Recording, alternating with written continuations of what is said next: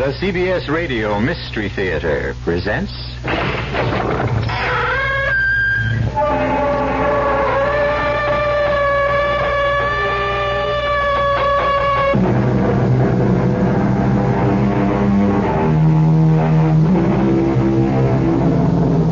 Come in. Welcome. This is E.G. Marshall. The doors of the mind can be opened into corridors of unlimited possibilities, where time and place have a way of melding into strange and provocative patterns. Most ghost stories take place in the dark of night, or when shadows are long and the moon is crossed by clouds. But we're about to meet a ghost at high noon, on a blistering hot day without a shadow in the sky. In the course of our story, the two women who are embarked upon a fateful journey find respite from the merciless sun when they are drawn toward a barn from which comes a very human sound. So dank and musty. What a place for a baby. The sound comes from there. No, the sound comes from over here. Well, here. The sound is right here. Yes, and this is a crib. But Marion, I know there's no baby in it.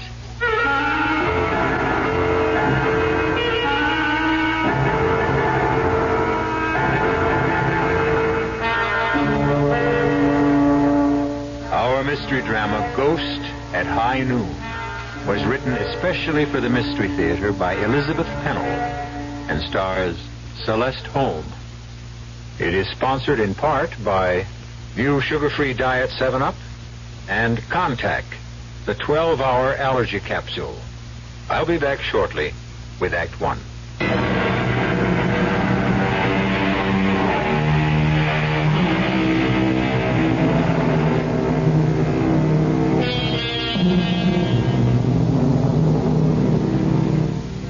Our story begins on a long, straight ribbon of highway in an arid section of the western United States.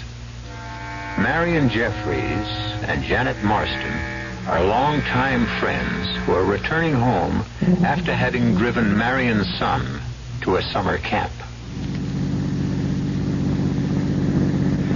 What a lonely stretch of road. I don't like it. Oh, come on, Marion. No road is lonely at 10 o'clock in the morning. This one is. George was right when he said we should make this part of the trip either very early or late at night. Well, neither of us ever gets up at dawn. And I don't think two women should travel the highways after dark. Oh, I don't mind driving at night. Well, then why didn't you say so yesterday? That motel we stayed in was certainly no prize. Well, not so bad. Anything to get away from home for a few days. Not from my point of view. Well, you can travel anywhere you want to at any time. Sometimes I do it only to keep from being bored. Nonsense. You don't know what being bored is like. I wanted to make this trip last longer. Really, Janet, it's an adventure for me. Well, I've enjoyed it, too. It's given us a chance to catch up. But I must say, this stretch of highway is deadly dull. Well, I wouldn't mind if it weren't so beastly hot. There's not a car in sight. Marion, I have an uncomfortable feeling that there are things ahead of us on the road. Oh, I'm glad you're not driving. But don't you see those wavy lines? Shapes rising up, coming closer, and then fading away? Sure, heat haze. And over there, look. Nothing but bare, dry land and sagebrush. I swear I see buffalo and Indians. This terrible August heat has gone to your head. But I admit I'll be glad when we get to the next... Uh-oh. What's the matter? We're losing speed. The accelerator isn't working. Oh, please, let's not have a breakdown way out here. Motor's dead. But we're miles and miles from anywhere. I know. Well, let's do something. We can't just sit here.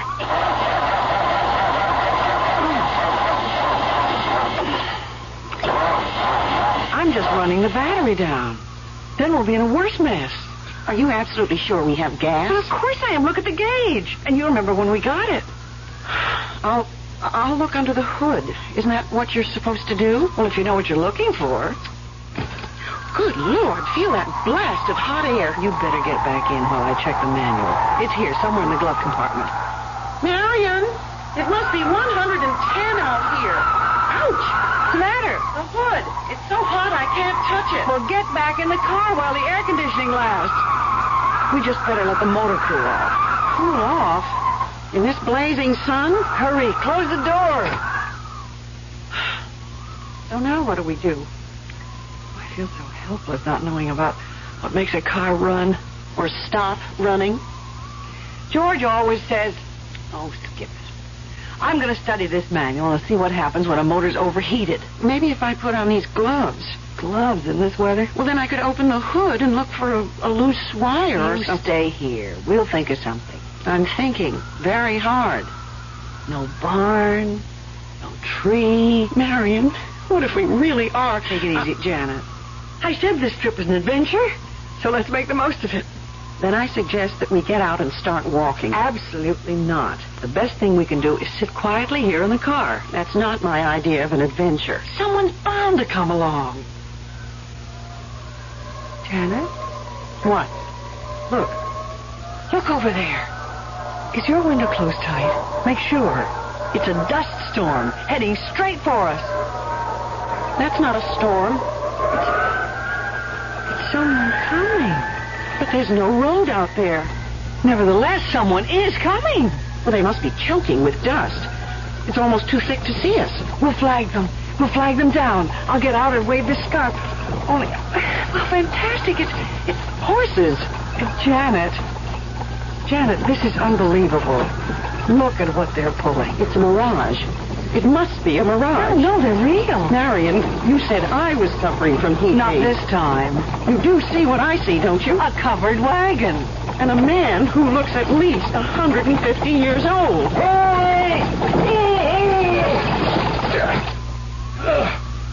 Morning, ladies. Good morning. Who are you? I'm usually called Old Timer, but my name is George. That's my husband's name. I do not have the pleasure of knowing your husband, Miss Jeffries. How do you know me? I've come to take you and Miss Marston to the village. He knows my name, too. Of course, I know your names. And now, if you will both You will fix the car for us, won't you? Oh, I have no idea whatsoever how you propel these remarkable new conveyances. But you knew we were here. You must have come to help us. Oh, yes, I'm here to be of service. Come along, ladies.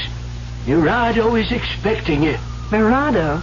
Mirado is the town beyond the hill. What hill? Over that way. Well, it's perfectly flat. You'll see the hill when we get to it. But a hill can't... Please, ladies, step into my wagon. But we don't want to step into your wagon. We would like to be on our way. This is your way. I don't think you understand. We're going in this direction, straight ahead, unless there's somewhere we can wait until help arrives. I have to get home. I mean, my husband's expecting me. Mr. Jeffries does not know what day this is. Well, we know what day it is, and both of us have to get back. We live quite a ways from here, but perhaps if I could call my husband... Oh, he would never hear you if you called from here, Miss Jeffries. Marion, I think this man is not quite right in the head. We don't want to bother you, Mr. Oldtimer. What we really want is just to be on our way in my automobile. Ladies, your automobile will never take you to where we're going. But we're not going anywhere with you. Mr. Oldtimer, I think it would be best if you'd be good enough to go back to your town and ask a mechanic. Mechanic? You know, a garage man. Someone who can fix an automobile. Why, no one in Mirado knows anything about automobiles. Marion, what are we going to do? I don't know. But if there is a town, as he says, I can't believe My orders they are don't... to take you to Mirado. What do you mean, your orders? Why, you have come to help us just as I'm here to help you. Well, then help us, will you, please? Aye, that's better. Come along. You cannot sit here in the sun. Well, he's right, Marion. And I'm getting terribly thirsty. At least we could get some water and find a telephone. A telephone? Don't tell me your town is that primitive. I've never been privileged to see a telephone. But you will send someone for help. I will take you to Mirado. That is all I can do.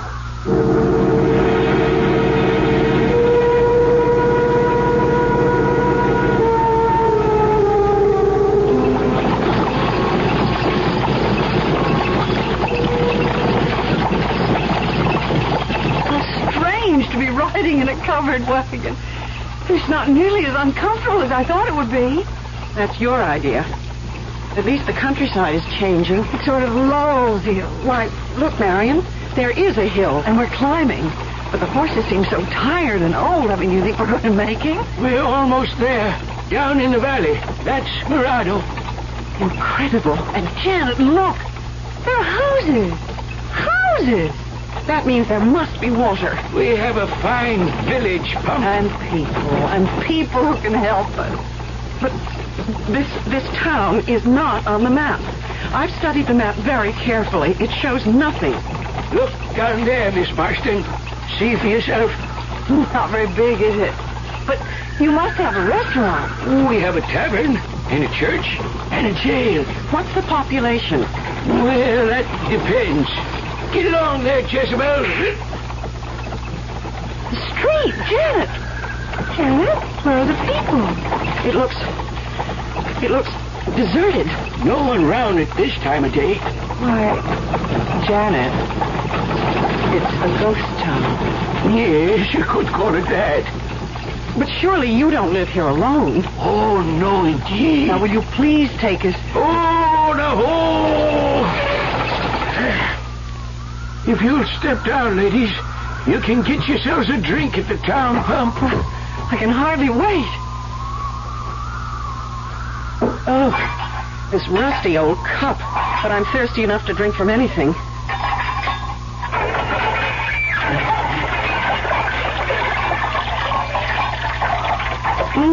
I'd like to put my head under it. Feels wonderful on hands and arms.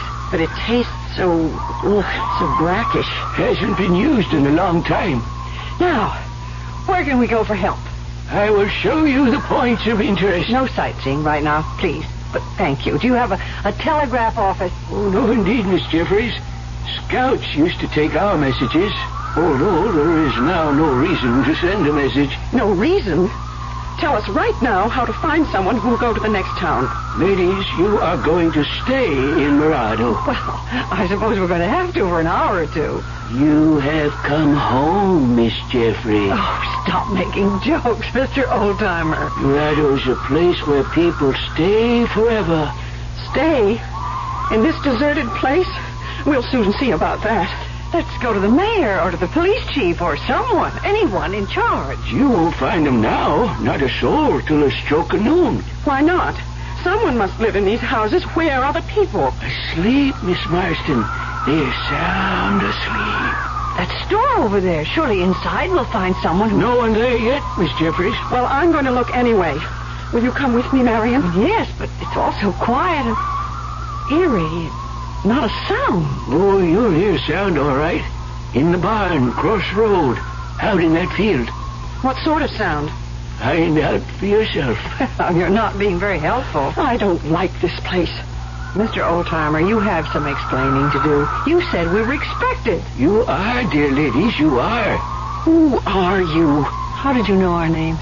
It was destined that you were the ones to be chosen this time. What are you talking about, please, Mr. Oldtimer? Chosen for what?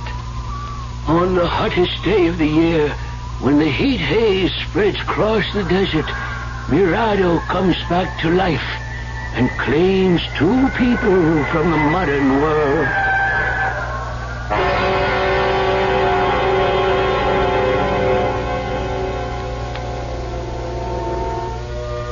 There may be no new thing under the sun, but a frightening prospect confronts Marion and Janet if Mirado really has a living past.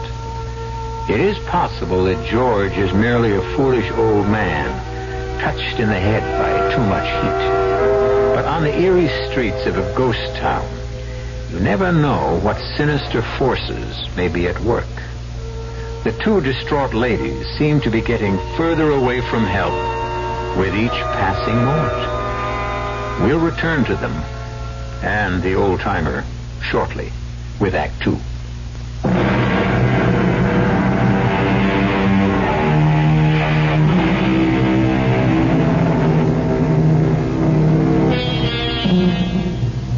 Stranded on a lonely stretch of road when their car broke down, Marion Jeffries and Janet Marston have been taken to the strange ghost town of Mirado. In vain, they have tried to persuade their ancient escort to help them get back to civilization. But he has an unsettling way of insisting that they have come home to Mirado, and that here they will stay. Their panic is growing with each new turn of events. Aside from the old man, there is no sign of life on the narrow streets. And so you see, dear ladies, we are happy to welcome you. We? You keep saying we. Where are the others? Later, Miss Marston. You'll meet them later. We really can't stay very long. Miss Jeffries, I'll show you to your quarters. My quarters? Truly, we are not planning to be here long. Come with me, both of you. We need you, Miss Jeffries, in the tavern here. Come, we'll go inside. Oh, I don't want to go in there. Oh, nothing to be afraid of. Come along. Janet, the pewter plates. Look. Look. And the glassware. Oh, my, I'd like to take these home. Maybe we are in luck after all. Marion, I didn't touch it. Honestly, I didn't. I just put my hand toward that goblet, and it shattered. Follow me, ladies. The kitchen here is equipped in the best possible way. Why, it's covered with dust. That wood stove hasn't been touched for years. I think you will find that it will soon be ready for use. But who's going to use it? It's not for you, Miss Marston. We have other plans. But we understand that Miss Jeffries is a very good cook. What are you talking about? This stove is for you, Miss Jeffries. Marion, your reputation has really gotten around. Me? Cook on that? Oh, I believe you'll get used to it. Well, who, pray tell, is there to cook for?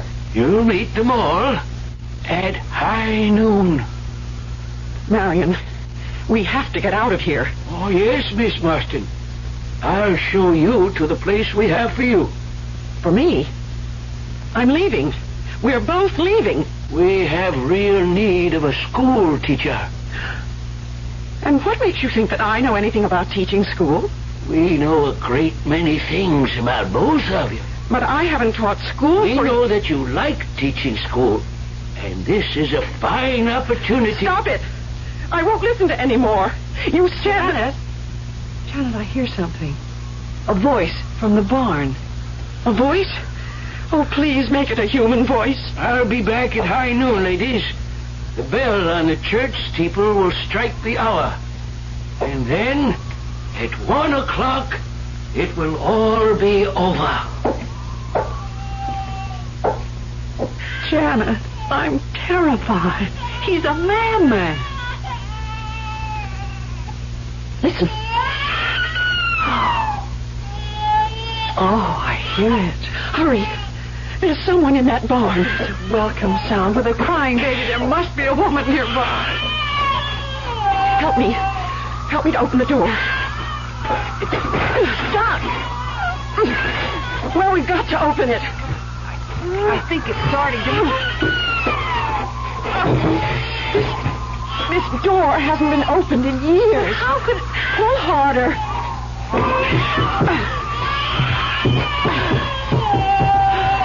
Oh, there.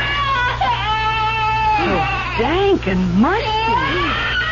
What a place for a baby. The sound comes from over there. No, the sound comes from over here. Right here. The sound is right here. In the corner. Look in the corner. I don't see anything. It's so dark. Crib. Oh, what a lovely hand-carved crib.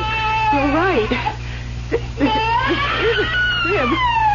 But Marion, I know. There's no baby in it.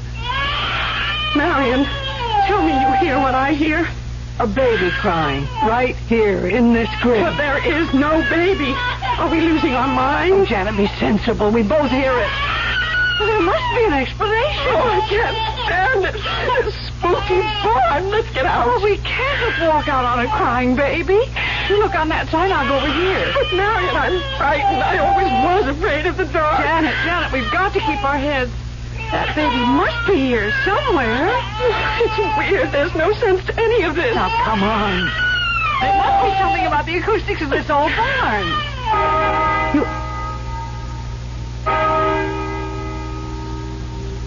The crying has stopped. Oh, Marion, I'm scared to death. Listen to that bell. 6, 7, 8. The old man kept talking about something happening at 12 o'clock. Let's get back to town. I tell you, I'm afraid. Well, you're the one who doesn't like the dark. We can't stay in here. But the baby that was crying. But there's no crying now. There must be a reason. Come on, we've got to find out. Look, Marion, out on the road to town, people. Thank heaven. Those two men in the field. Let's go talk to them. How are They aren't moving. they? They look like statues. Or that painting. Yes. It's the Angela. And that girl who's running. Only she isn't running. She's standing still. 12. 12 must be the magic number. That girl is moving now, and she's coming this way. Little girl? Little girl? Can you tell her stop? Please stop. We want to ask you. She didn't hear us. She didn't even see us. Oh, those two men. Let's talk to them. Sir, would you tell us, please? Please, we don't want you to stop your work, but we do need your help. I mean, where can... No use. They can't see us or hear us. This is impossible. They're here. Janet, you do see what I see, don't you? A man with a spade and a man with a hoe. Exactly. So I'm going to find out. But the way they're behaving. This can't be true. It can't be real. Nonsense. They're ghosts. I don't believe in ghosts. Now, I'm going to make this man talk to me. Look out. You'll be hurt. That hoe is sharp. This man is real. His hoe is real. Marion, don't go any closer. I'm going to touch it. No, Marion, no. You can't grab his arm. Mister, you have to listen to me. He stopped breathing. I'm not sure he ever was breathing. But he's standing there. His eyes. Look at his eyes. Let go of him. Can't be. It can't be. He's going right back to work again. What about the other man? No use. It would be the same thing. We can try. No.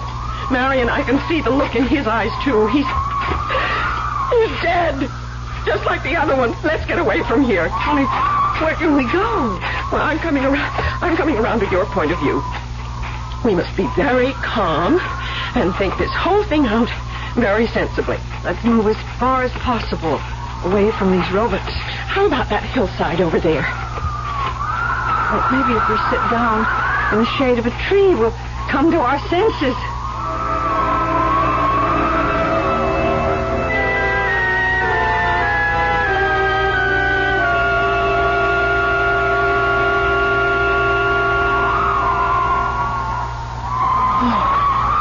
It's peaceful here. But, Janet, we can't stay here. I'm getting hungry. Maybe that old man was right. What do you mean? Perhaps you do belong in the kitchen. A terrible thing to say. Oh, I'm only kidding, Marion. But you were the one who wanted adventure. Enough is enough. Today will last me for a lifetime. That's what I mean. You're talking very strangely. I feel strange. I felt strange all day, ever since seeing those buffalo. What buffalo? Back on the road, when we were in the car. It all seems like such a long time ago. Oh, Janet, the heat haze, it's gotten to you again. Perhaps we're still back in that car. No, we're here, in Mirado. And that is the strangest part of all. I agree that Mirado is a very unusual town.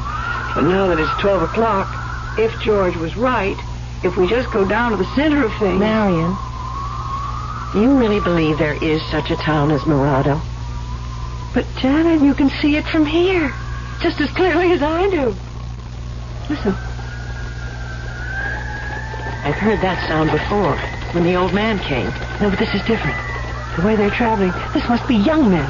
And they're heading down the main street. There must be someone who can help us. Ghosts. They're all of them ghosts. Janet, snap out of it. Come on. Where are we going? Back into town. I don't think I can stand any more of these ghostly people. But the horses, Janet. Maybe we can get some horses and ride away from this frightening place. I haven't been on a horse in 1,000 years. Neither have I, but we can try. Oh, Janet, we can try.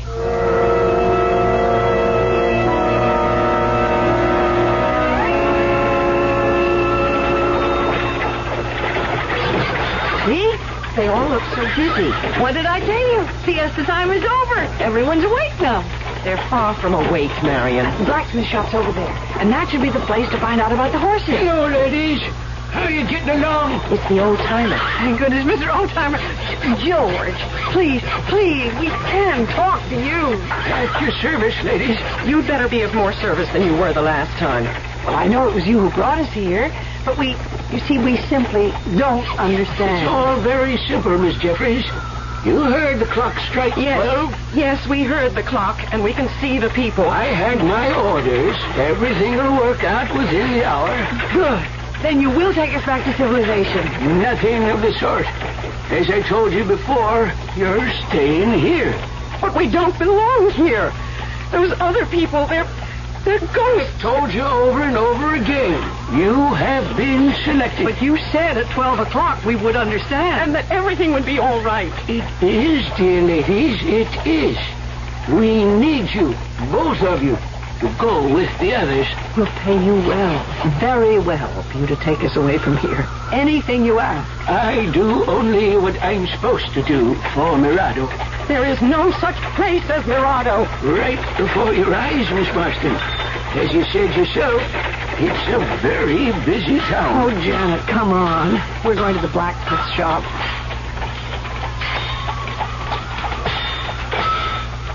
I wouldn't dare touch one of those horses. Oh, they look gentle enough to me. That gray one's racing. I mean, are they real? Of course they're real. And that white-haired blacksmith, he's not like those other men. Look at those rosy cheeks. Most likely from all that heat. I must say the fire looks real enough. Excuse me. Please stop for a moment. It's important. We want to hire 2 horses. No use talking to old Sam. He's deaf and dumb. They're all deaf and dumb, every one of them. Lady, you've spent enough time in here. There's someone waiting for you. Well, why didn't you say that before? You found someone who can help us? Come along. We're going back to the tavern. Why, that sign in front of the tavern is new. It wasn't there before. People have been working. Right this way, ladies. Through the swinging door. And the door. It isn't rusty anymore. Someone's oiled the hinges. The place is crowded. Joe! Welcome back, old-timer. Glad to see you. Did you bring her? Janet, he can talk. We found someone who can talk.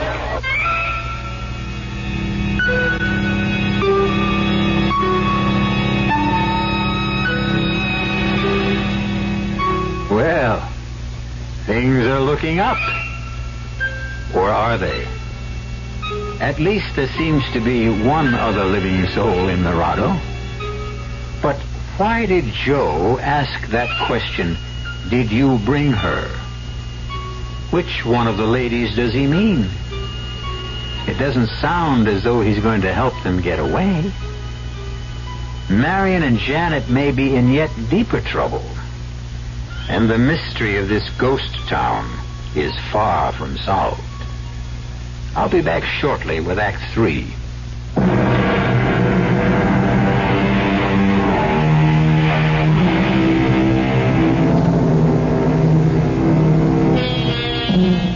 At the stroke of noon, the little town of Mirado seemed to burst into life.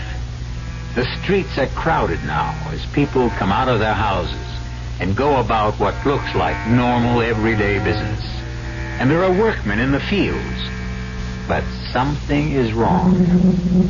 If you or I should try to speak to these people, would they answer? Our two frightened travelers had no one to turn to except the old-timer. But at last they have heard the sound of another human voice. A man named Joe. I asked your old-timer, did you bring her? I certainly did. She's right here. Marion, which one of us is he talking about? Mr. Joe? Is that your name? Did you explain to her that there is a great deal to be done? I tried. He didn't explain anything, Mr. Joe. You tell us. Oh, no use talking to him at this stage. He can't hear you. But he answered you. Why can't he talk to me? Not 1 o'clock yet. You're still in the other world. I'll make him talk. Your name is Joe. You run this tavern, and we need help. Old-timer, did you show her the kitchen? Marion, it's you he's talking about. We got plenty of complaints today about the food. Look at all the customers. Yeah, looks like a full house. Did you show her where everything is? Try to, but so far, she doesn't seem to quite understand. Oh, she will. You tell her we'll take real good care of her. Nobody ever any more popular around this town than the cook. What'd you say her name is? Miss Jeffries. You stop talking about me like that and talk to me. You hear? Like I told you, Miss Jeffries, he cannot hear you. He's got to hear me. Now, please, Mr. Joe. You look like a sensible man. You can tell us what this is all about, please. Well, George, got to be going. Trouble in the kitchen. See here. He can't see you either, Miss Jeffries. Not yet. You tell that new cook she's very welcome. You're going to like working for Joe. He's a fine gentleman. Stop it! I can't stand it anymore. Janet, that sad-faced woman in the corner. Let's ask No use. her. I already tried, just like the rest. That's Miss Crawford, widow lady.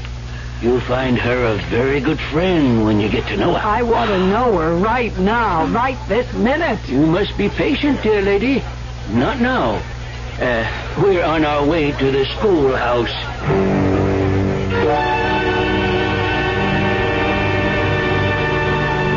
We're here, everybody. Get ready. Oh, Janet, what a darling one-room schoolhouse. No one-room schoolhouse was ever darling.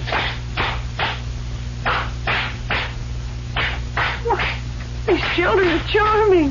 What do you think of them, Miss Marston? Well, they all look like normal, healthy children to me. Only I know they're not. Oh, I don't know from minute to minute what to believe anymore. You'd better believe, Miss Marston. The children are doing this especially for you. They look as though they're singing. They are. And very nicely, too. Well, then why can't I hear them? Why? In time. You'll hear them when you are their teacher. But I'm not going to be their teacher. Miss Marston, our teacher is old, as you can see. All the children have learned songs and games. I didn't think anyone still used those little bells. What are they going to do now? I think it's time for arithmetic. Oh, what a bright-looking little girl. The one going up to the blackboard. There. You see? 7 times 9. 7 times 9 does not equal 56. That's just what I mean, Miss Marston. But that teacher is nodding her head. This is outrageous. Just as I told you. We need someone like you around here. Why, I'm going up to that blackboard and put her straight. Oh, no, Miss Marston. You can't do that yet. But I'm going to. Don't do it, Miss Marston. Children, this number on the blackboard is wrong. Here's the way it goes. Oh, dear, this chalk, the chalk won't write on the blackboard. Don't worry, Miss Marston. Here, young lady, you take the chalk and I'll show you the right answer. They've gone back to that game. Here, now I want to show you something. It's no use, Miss Marston. None of them can see you. Well, then why did you bring me here? So you'd know what to do later on. You keep saying that. We've been looking for someone like you for a long time, Miss Marston. And you've come to us at last. You will be there, teacher. You must be joking. Everything is a ghastly, hideous joke. That will be enough, children. It's time for us all to go. Marion, I have a feeling that the stage is being set for some tremendous The hour catastrophe. is approaching, and I must get to my station. Old-timer, please don't leave us. George, you're our only hope. It's 1 o'clock. Hurry! Run to the town hall! Marion, listen. I heard the clock strike 1, but the people, they're all talking now. All of them. And they can see us. Look, they're beckoning to us. Let's catch up. It's Dusty. Storm. The beginning of a terrible storm. Look over there. I told you. What did you tell me? This morning when I saw those buffalo and the Indians. The town hall. Hurry.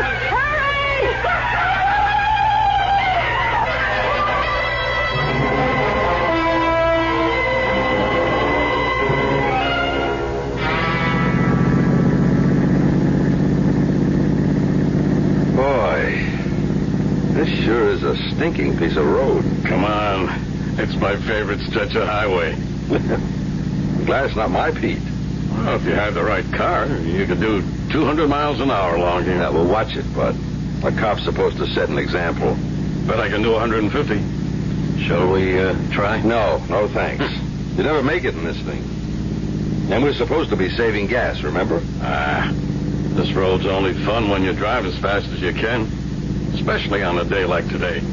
You know, Sweeney, sometimes I just feel sorry for the poor slobs we haul in for speeding on stretches like this. Right along here's the best place to get them. You actually come out here on purpose just to give them speeding tickets? Sometimes. When I have nothing better to do. Hey, slow down, will you? Why? There's something up there on the road. Heat haze. No. Come on now, Sweeney. Slow down, will you? Hey, I think you're right. It's a stalled car, that's for sure. Yeah, rotten place to run out of gas. California plates. Nobody in it. Maybe they're sleeping. Well, we'll soon find out. This is supposed to be your day off.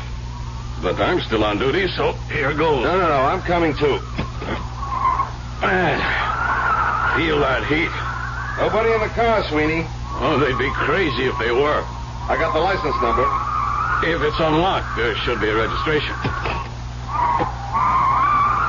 Find anything? Yep. Belongs to a Mr. George Jeffries, Vallejo Street, San Francisco. You want me to get that down?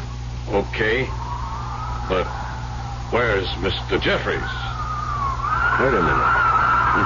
Ladies' gloves in here. And a scarf. Guess he wasn't traveling alone. It looks like women's luggage on the back seat, too. Say, you don't suppose it was some dame who got stuck way out here all by herself, do you? No, it's my hunch that there were at least 2 people in this car. But whoever they are, they took the ignition key. Air conditioning. That wouldn't work if the motor conked out. Yeah. Well, which way do you think they'd go? Wouldn't be stupid enough to walk on such a hot day. We got a ride. Well, we didn't pass anybody coming this way. They must have gone straight ahead. Yeah. Could have been some time ago. Well, what do you think? Should we push the car off the road? Car's in plain sight. No traffic. And Midway's only about 10 miles. We'll find them there. Maybe I should stay here. Oh, you're off. Well, I mean, rock. just in case, you know? Sorry we don't have the patrol car. We did, I checked with headquarters.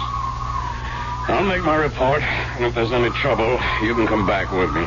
We'll bring the tow truck. Okay. I got it all down. Sedan, color blue. Yeah. Come on. Get in, and let's go. There's something in this book I want to check. What are you carrying that thing around with you for? Oh, what a rookie. Well, I haven't worked this territory as long as you have. Maybe they'll assign me to a car out here. Oh, just ask me anything. I just want to make sure that there isn't some other town or farm or someplace where those people could have gone. Oh, nothing but desert for miles in every direction. Well, let's just see. There's Baker, Razor. Hey, Sweeney, listen to this, will you? Listen to what? Ever hear of a town called Mirado? It's not around here. Well, it's a ghost town, or at least it was. Old trading post. Maybe 100 years ago. No, longer than that. Well, then who cares about it today? I do. You know, you're really something. Well, just a minute. Can I read it to you? Read it. Since I got nothing better to do, go on, read it. It says here that in August of 1846, a band of bloodthirsty Indians swooped into the little town of Mirado and killed all but one of its inhabitants. All but one? The lone survivor was a baby boy who was found asleep in a crib in a barn. There is a legend that once a year, the residents of Mirado come back to haunt the place. Now, what do you think of that? I think it's poppycock, made up for the tourist trade. Hey, look over there, that great big spiral of smoke. Oh, Johnson, you're a fool. That's a dust storm, and it's coming our way. Come on, step on it. If anyone else drove as fast as I'm about to, even you would arrest him for speeding.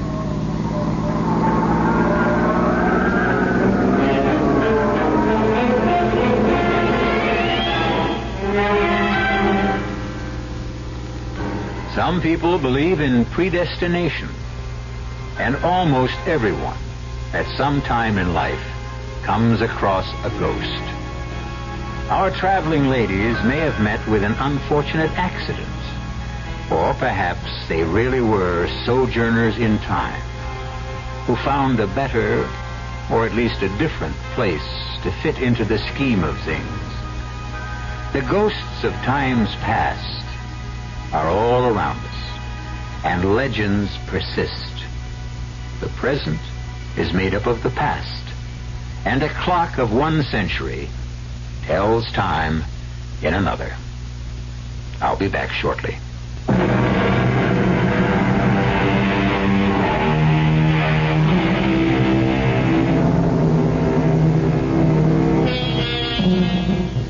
Be grateful for the energy crisis this summer. It may keep you from driving along a deserted highway. Check your automobile and drive with care. There could be a ghost town waiting for you. Our cast included Celeste Holm, Francis Sternhagen, Nat Polan, and Gilbert Mack. The entire production was under the direction of Hyman Brown. Now, a preview of our next tale. I've got some clues. I have those tire marks. They made a mold 5 years ago. And I've got this little button made of bone. It was clutched in Grover's hand. Take a look at it. I looked. It was a little button. The sleeve button. From a corduroy jacket. One of the host of buttons that adorned that jacket. The jacket I had worn that night. I never even noticed the one that was missing. That jacket. I still have it. I don't wear it often. But I still have it. It's in one of my closets. What you're saying is that if you can find the jacket it came from, you've got your killer. That's right. I've got it. Radio Mystery Theater was sponsored in part by Buick Motor Division and Anheuser-Busch Incorporated, Brewers of Budweiser. This is E.G. Marshall inviting you to return to our Mystery Theater for for another adventure in the macabre. Until next time, pleasant dreams.